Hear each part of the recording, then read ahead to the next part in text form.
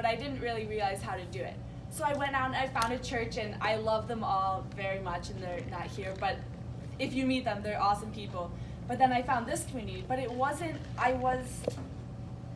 part of my life, but I wasn't making it a vital part of my life. And that's one of the first things that sophomore year I realized when I started going to our small group, leadership group on Sunday nights, that there are people that are so passionate about their faith and how much I could learn from them, and I didn't realize that like people in college could be like that. And so starting to expand my group and learn that there's people that also want to know more like I did. And then I started going to more Bible studies and more small groups and just becoming more involved. And that's when my faith took a turn from being something that I thought I had to do to something that I wanted to do.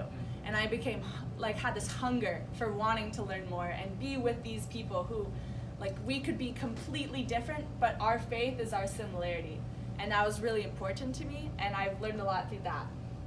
So, all through this whole thing, I'm a very confident, independent person, and I think that I can do everything on my own. I get to college, within a week, I know where all my classes are. I don't need help. I don't need Google Maps to run around and figure out where I'm going. I'm confident in my abilities. Swimming's hard, but I still can do it. In my head, if I miss something, it's I'll make it a little tiny excuse to be I'll get it next time. All through this, very confident. And a lot of that's changed. This past summer, I went to UTC, which honestly, I went in thinking this isn't gonna be bad. I'm a pretty fit athlete. There's people here that are definitely not on the same level as swimming in terms of competition and training, so I thought I could do it all by myself.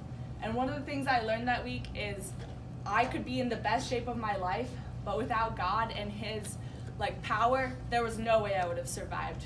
The special itself. Okay, briefly, this is my family, so that's really important to me. And they played a really big part in my whole life, especially, you'll see in a second. So the next picture, this is me at UTC. This is at the end of the week. So I've just been completely brutalized, and I am running in this picture. And I do not run. Swimmers don't run. That's not something we do. But I am running, and you don't see the whole thing, but we're up in the mountains. And the end, we had to go and run up this hill, carrying this 2x4 after listening to the whole story of Jesus. And in my head, I'm you're not too much of a runner, Sarah. You can walk and then run a little bit, and make sure you're running when the picture's there so that you look like you were doing something. And I got to the bottom, and one of the things that's really important in my faith is just being in the moment and really appreciating God's glory and His creation. And I started off jogging, I was okay, and you're just overlooking this huge lake and these mountains. And I just got so caught up in His power and grace and His wondrous creation that suddenly I'm at the top and I'm running, and there's no way I could do that on my own.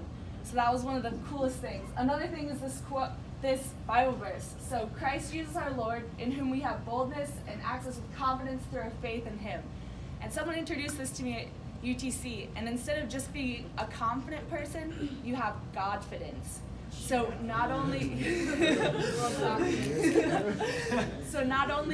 can you do things on your own, but when you put God in with it, you become just this whole new level of just power and grace that you can portray through yourself.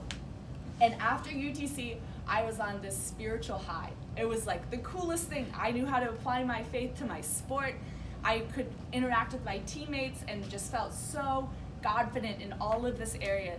And we were planning this vacation, so I was super excited. I had made my nationals cut. We were going to California.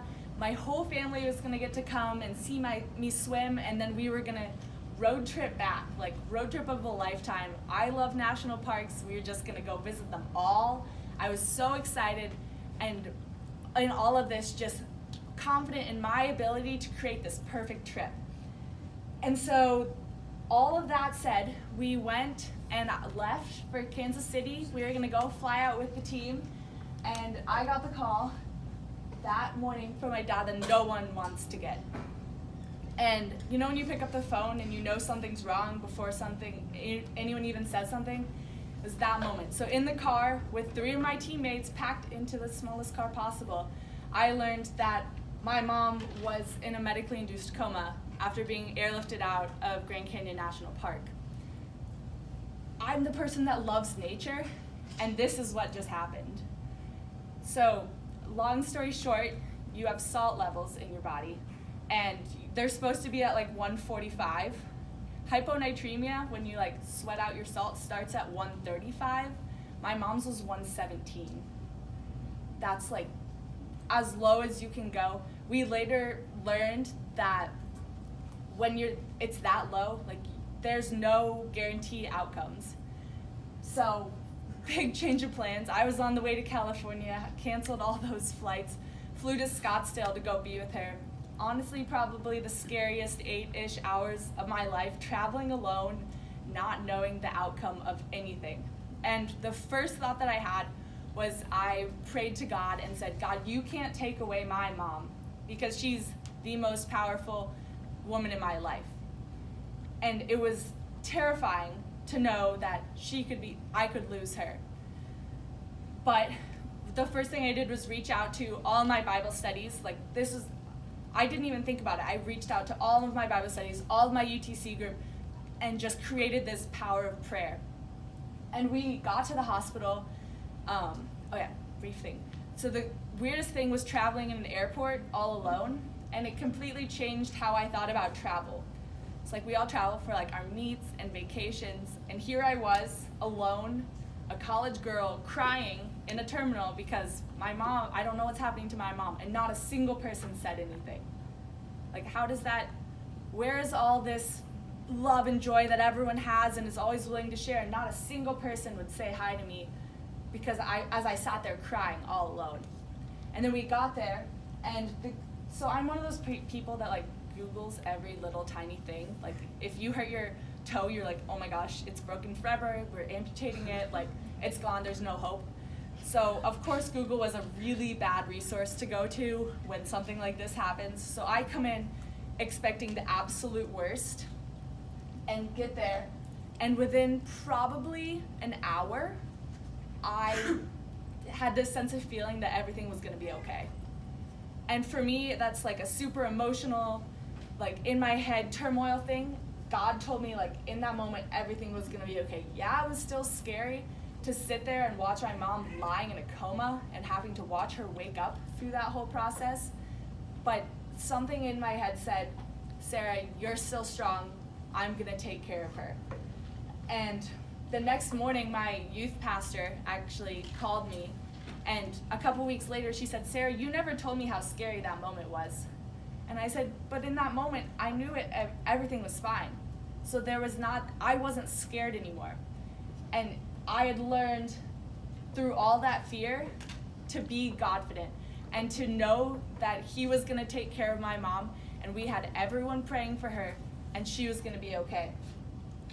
And that, in that sense, when we played that game earlier I was stuck in this loop. And I was confident about I could do everything by myself, and I finally hit the point where I needed help, and I asked for it. And God said, all this fear and terror that you have, it's okay. Like, that's human to understand that, but I'm here for you, and I'm here for your family. So after that, the craziest thing was my mom made a full recovery, and she actually came to the swim meet. This picture was taken 5 or 6 days after she got out of her coma, and she hiked a half a mile out to go see this arch.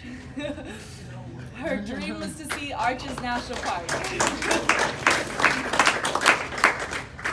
And if that's not a proof that like your faith in God can take you anywhere, and just to live life to the absolute fullest, like she is a living, breathing miracle. And I wish you could be here and talk to her and hear her side of it, because she's just so amazing, and she knows. And I've learned through her, like, there's no need to make excuses for anything in life. If she can survive that, I can make those little sets in practice, that one more effort to push, I can do that. if God can save her, I'm going to be okay in my little first world problems of being a D1 athlete. And the other thing was, you never know who you're going to impact. The amount of people that we met through her being in the hospital, all the nurses and everyone, all the people that did stop and say, hey, are you okay? Like, what can I do for you? You never know how much that's going to impact that person. So next time you see someone that's alone and sad, like, just ask. It means a lot more than they might outwardly portray, just that someone's always caring. And the biggest thing that I realized through all of this was that I can't do it alone. And that's really hard for me to say as a strong, independent woman who thinks that I have all this confidence, but I can't. Without God, without having that Godfidence, there's not a connection to like raise us up to the next level. Amen.